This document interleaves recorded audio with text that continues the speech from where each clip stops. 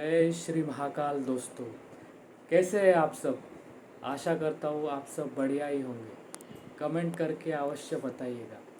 दोस्तों, आज के वीडियो में आपको पूज्य गुरुजी पंडित प्रदीप दी मिश्रा की सत्यम शिवम सुंदरम शिव महापुराण कथा के तीसरे दिन के कथे का सार और महत्वपूर्ण संदेश आपके लिए खास लेकर आए हैं।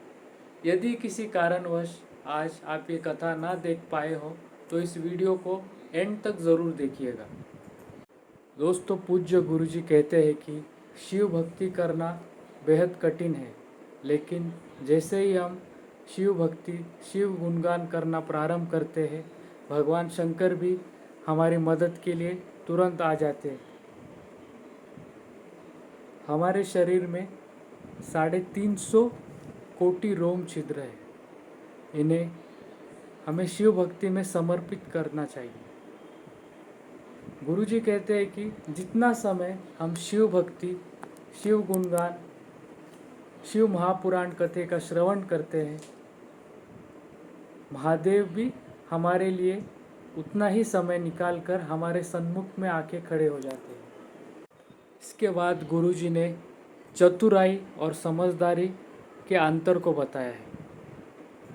किसी को धोखा देकर किसी के पैसे ऐंठना या किसी भी प्रकार से किसी व्यक्ति का दिल दुखाना, उसे नुकसान पहुंचाना, इसे चतुराई कहा जाता है। समझदारी तो उसी में है जिसे हम अपनी बुद्धि अपने चित्त को भगवान के भक्ति में लगाएं, दूसरों के दुख से हमें दुख पहुँचे और दूसरों के सुख में हम सुख की प्राप्ति करें। चतुर व्यक्ति कभी महादेव को पा नहीं सकता और समझदार व्यक्ति यदि कहीं बैठकर महादेव का ध्यान भी करे तो महादेव प्रसन्न होकर उसके सम्मुख में अवश्य खड़े हो जाएंगे। दोस्तों, चतुराई से आप कोई बड़ी डिग्री कोई बड़ा पद अवश्य पा सकते हैं, लेकिन समझदारी माँ बाप के संस्कार से ही आती है। प्यासे को पानी पिलाना, किसी गरीब की मदद करना,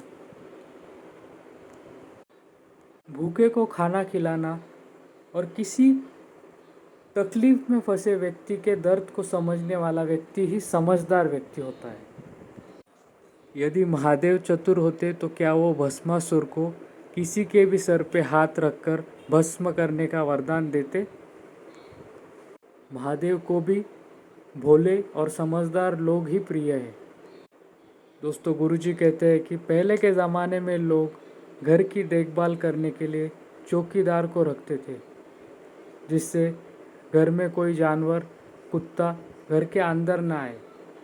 और आज के ज़माने में लोग चौकीदार के रूप में कुत्ते को रखते हैं ताकि कोई इंसान घर के अंदर आ ना जाए। जितना समय कुत्ते को देते हो उसका यदि 10% भी बुज़ुर्गों की सेवा में लगा दिया जाए तो आपकी ज़िंदगी संवर जाएगी। कुत्ते की सेवा करके अगले जन्म में कुत्ता ही बनो। बुज़ुर्गों के आशीर्वाद से करोड़पति बन सकते हो। यदि प्रेम करना ही है तो गाय के बछड़े से, गौ माता से करो, श्वान से नहीं। दोस्तों, इसके बाद गुरुजी ने लोगों में शिव महापुराण कथा के प्रभाव और लगाव के बारे में बताया। वह कहते हैं कि महाराष्ट्र और छत्तीसगढ़ में कुछ ऐसे गांव हैं जहाँ की माताएं जिस दिन टीवी पे कथा ना आए उस दिन उस समय का भोजन नहीं करती।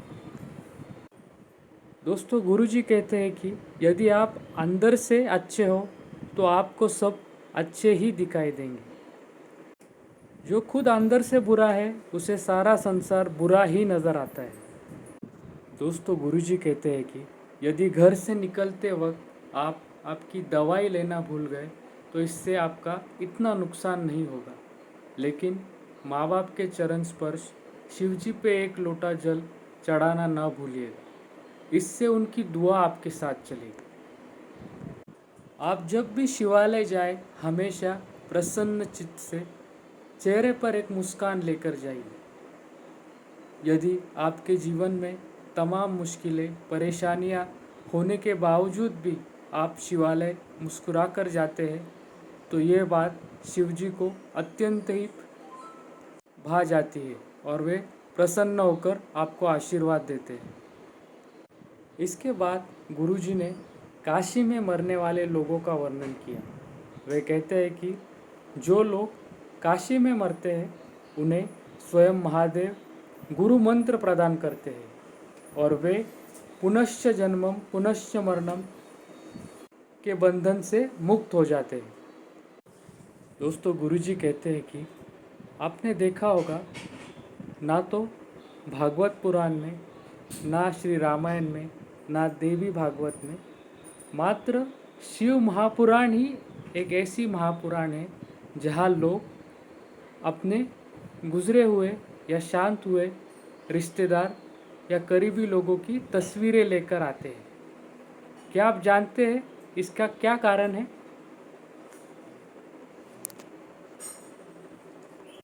गुरुजी कहते हैं कि शिव महापुराण की कथा स्वयं तुमरुका जी ने चंचुला जी को सुनाई थी और इसका श्रवण करने के लिए स्वयं भगवान शंकर और माता पार्वती गणा और गौर का रूप धारण करके गए थे और उन्होंने प्रसन्न होकर आशीर्वाद दिया था, जो भी श्रद्धापूर्वक इस शिव महापुराण का श्रवण करेगा उसकी सारी मनोकामनाएं अवश्य पूर्ण होंगी। ये शिव महापुराण एक कल्प वृक्ष के समान है। सच्चे दिल से विश्वास करके यदि आप कुछ भी मांगते हो तो वह अवश्य पूर्ण होगा। ये शिव महापुराण ही एक ऐसी महापुराण है जिसमें व्यक्ति की 7 नहीं 71 पीढ़ियाँ तर जाती है। दोस्तों, इसके बाद गुरुजी ने छत्रपति संभाजी महाराज और उनकी पत्नी यसुबाई के जीवन का उदाहरण दिया। वे कहते हैं कि उनके जीवन में लाखों दुख आए, फिर भी यसुबाई ने हार नहीं मानी।